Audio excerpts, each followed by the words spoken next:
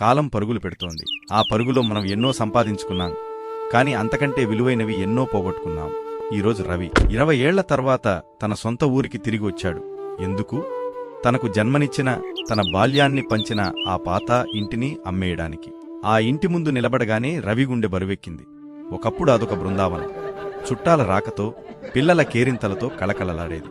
కాని ఈరోజు ఒక పెద్ద తుప్పుపట్టిన తాళం ఆ జ్ఞాపకాలను బంధించేసింది. అమ్మడానికి సిద్ధమైన ఆ ఇంటిని ఆఖరిసారి చూద్దామని ఆ తాళం తీశాడు రవి.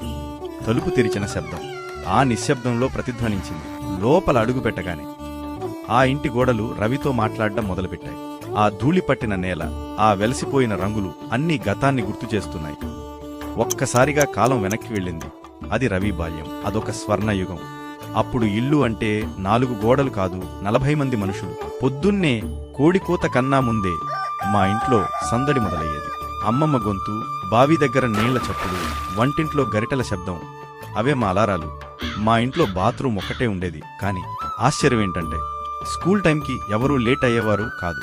స్నానాల దగ్గర ఆ తోపులాటలు, ఒకరి సబ్బు ఒకరు లాక్కోవడాలు, బాబాయిల కేకలు, అదొక చిన్నపాటి యుద్ధంలా ఉండేది.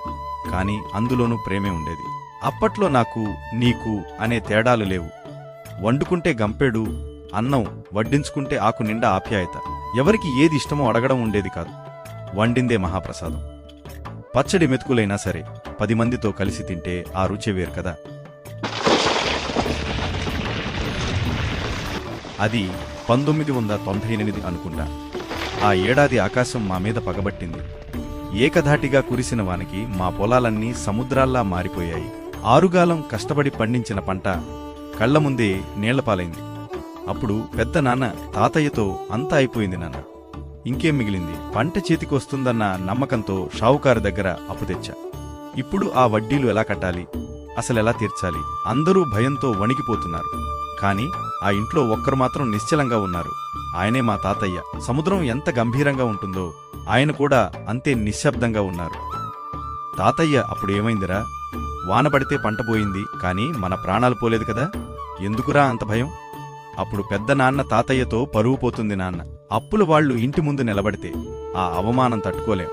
తాతయ్య, ఒరే పిచ్చోడా, పరువు అంటే జేబులో డబ్బు కాదురా, గుండెలో ధైర్యం. ఇదిగో ఈ గొలుసు అమ్మేయండి. మీ అమ్మ దాచిన ఈ డబ్బులు తీసుకోండి. రేపు ఉదయమే ఆ షావుకారప్పు తీర్చేయండి. పెద్ద నాన్న కన్నీళ్లతో, వద్దు నాన్న, ఇది మీది. ఇది అమ్మేస్తే రేపు మీ పరిస్థితి ఏంటి? తాతయ్య అప్పుడు, రే, నాకు ఆస్తి అంటే ఈ బంగారం కాదురా, మీరే. మీరు కలిసున్నంతకాలం, ఈ ఇంట్లో నవ్వులున్నంతకాలం నన్ను ఏ కష్టం ఏమీ చేయలేదు. డబ్బు పోతే సంపాదించుకో.